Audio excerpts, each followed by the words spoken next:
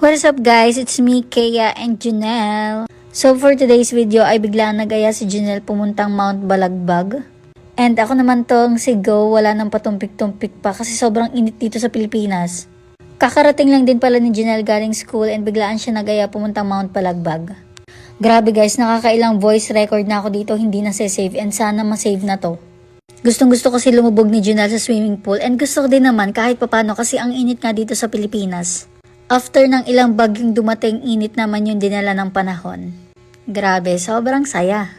So yung napili namin na pupuntahan ay Mount Balagbag since malapit lang dito sa aming dorm and yung oras papunta doon ay 1 hour and 30 minutes. Yes guys, 1.5 hour lang papunta doon. So kitang-kita nyo naman guys, sobrang init talaga. And isa pa dyan ang traffic, buti na lang nakamotor kami, makakasiksik kami kahit saan. Pero syempre, safe pa rin kami kahit nakamotor kami. So nandito na nga pala kami sa San Jose del Monte, Bulacan. Sabi ko naman sa inyo, medyo malapit lang to papuntang Mount Balagbag. So konting minuto na lang, malapit na kami doon sa ating pupuntahan. At sa mga oras na to guys, ay nagtanong kami kung saan yung Mount Balagbag. Nakalimutan na kasi namin. Nakalimutan din ni Janelle, nakalimutan ko din, nakalimutan namin. Kasi matagal-tagal na din kaming hindi nakakabalik sa Mount Balagbag. And pares pa kaming walang signal and hindi namin magamit yung Waze, kaya nagtanong-tanong na lang kami sa mga tao dito. At dito nga guys ay nalaman na namin kung saan yung daan papuntang Mount Balagbag at so far excited talaga ng babaeng ito kasi sayang naman yung outfit pag hindi ginora bells. Grabe guys, probinsya yung atake dito. Grabe guys, ang sarap ng hangin dito. Province talaga yung atake mo dito. Sobrang relaxing dito guys, as in. Guys, nakakita pa kami ng kapilya dito and tignan nyo, sobrang ganda. Lokal lang siya ng San Isidro, Bulacan. So hello po sa mga taga San Isidro, Bulacan. Ang ganda po ng kapilya nyo. So guys, nandito na kami. Pag nakita nyo itong papasok na to guys, papunta na to sa Mount Balagbag. And syempre, bibili muna kami ng mga kakain bago kami umakyat sa bundok. Kasi mahirap nang bumaba pag wala kaming dalang pagkain. Kaya kailangan namin bumili ng mga pagkain para naman may malafang kami dun sa taas.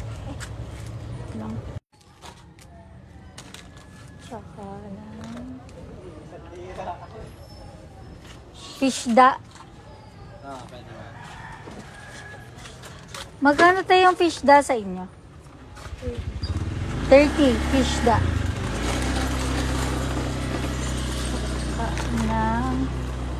Pahingi akong 80,000. 80 pesos pala. Hindi kaya. Ito.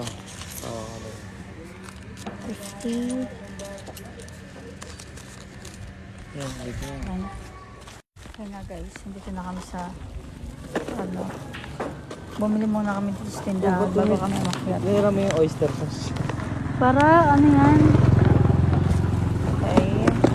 Lagay mo natin siya guys. Ito na guys, akit na kami. Doon kami akit guys. Yan dyan. Okay, are you ready? Yes. Let's go. Yan. Dito na naman kami. Bigla ang hiking. Dapat marami kami guys. Kaso, bigla silang umayaw. So, ayun. Kami na lang dalawang tumulong. Sayang naman yung outfit at makeup natin for today's video. Sabi ko, magpipicture pa kami. So, kasi magpicture. Aba, hindi pwedeng hindi mo wala lang picture. Kasi pag napunta kasi ako dito, hindi ako nagpipicture. Kasi tamad na tamad ako mag-ayos. Eh, ngayon lang ako sinipag mag-ayos talaga. Sa mag-picture. Nakapang-hike tayo na outfit. Sobrang OH. Bumaba na ako guys kasi mabagal din naman yung motor ng paganda niya. Kasi sobrang lubak dito girl. Ayan, aya ka pa ng aya sa akin ha. Ginadji pa naman ako.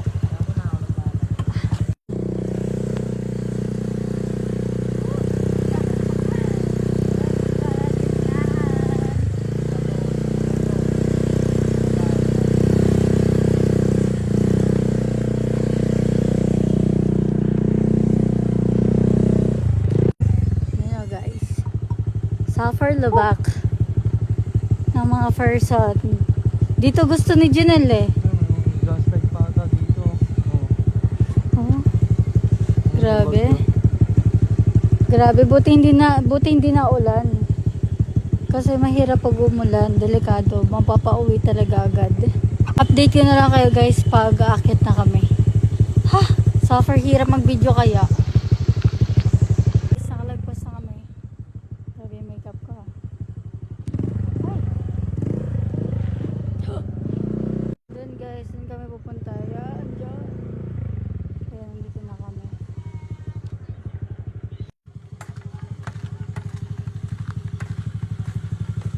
na kami, grabe, sobrang stress about. Pagod ah. Ganda pa rin ang makeup ko ah. Hindi ka lang, Perfect pa ang rin. hirap ng daan dito. Magbabayad na kami para sa tour guide at saka sa pagpapark ng motor.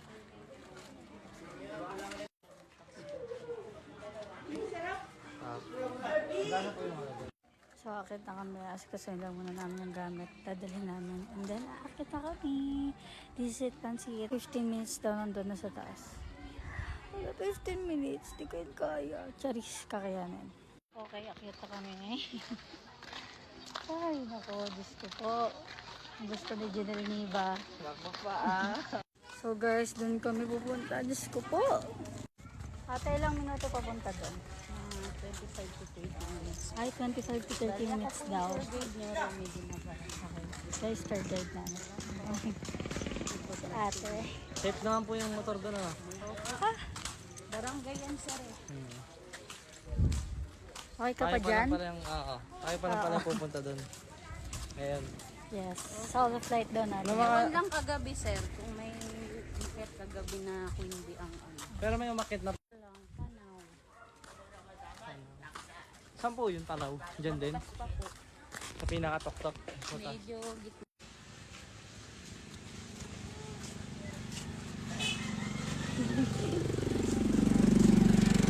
Wala pa kami sa kalahati ah. Sobrang pagod na kami. Yan yung napapala ng higa ng higa. Ayan, kumuha ako ng tungkod guys para hindi naman ako sobrang mapagod.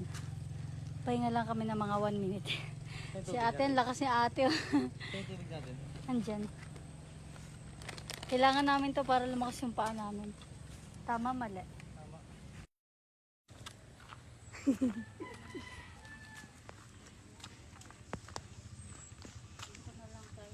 So guys, pahinga namin. Tignan nyo si Janelle. Ano? Babad na ako dito. Baka pwede naman. Pahinga lang ng 1 minute guys. Tapos rekta na akit. Akit na ulit kami kasi sayang yung oras.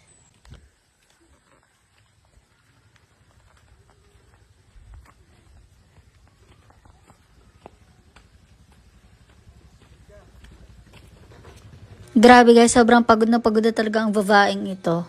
Pero tuloy lang sa laban kasi ginusto nyo yan, diba?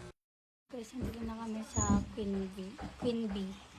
Sobrang haggard na.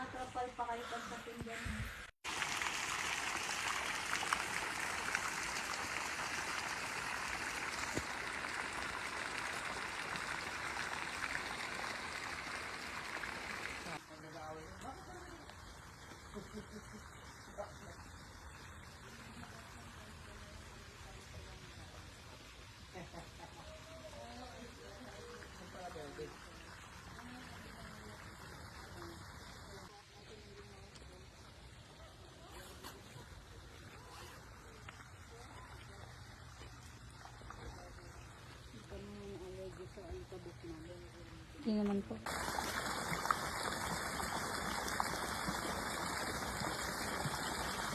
Ready ka? Yes, dito muna kami guys kasi mababa dito. Tubig ka.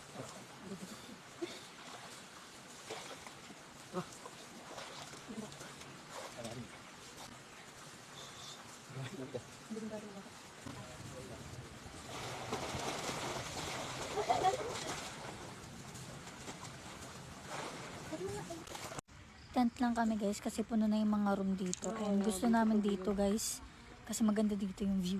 As in. And yung tent nila 400. Then yung entrance 150 overnight na yon.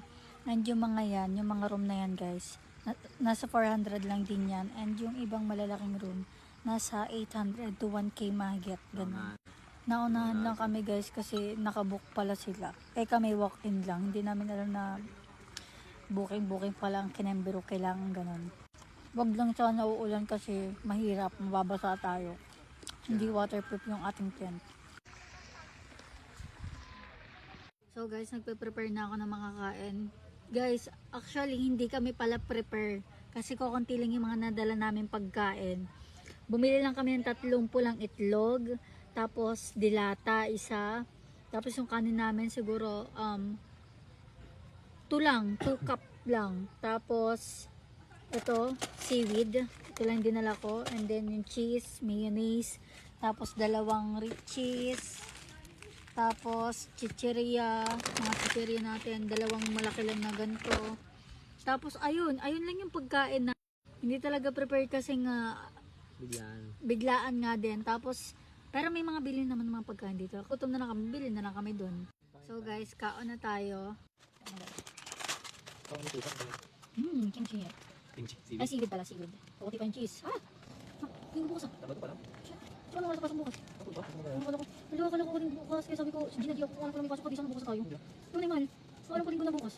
Bukas tayo, hindi may pasok ako eh. Hindi, bukas ng ano.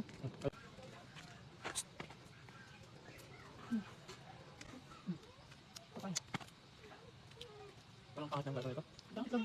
Bakit? Baka wala ng ano. So, good morning guys. Hindi na ako nakapag-update sa inyo kasi nakatulog ako. Inantok ako. Siguro sa kapagodan umakyat. And ngayon, 5:30 na. And nag-aya si Janelle maligo. Grabe. Aya to 5:30 a.m. Sobrang lamig. May fog-fog pa dito. Tingnan nyo, pakita ko sa inyo yung view. Magtitimpla muna kami ng kape para naman may init sa katawan bago kami maligo. Kasi tanggal talagang kati-kati pag naligo kami. And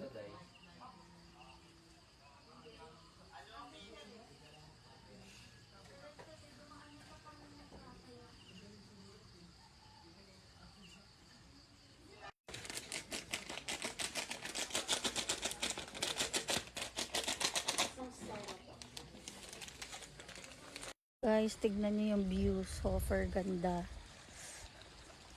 Alam dito oh. Look at the view guys. Sobrang perfect naman niya. Wala lang sunrise pero worth it. Alam niyo ba guys, dyan kami umano. Dyan sa baba.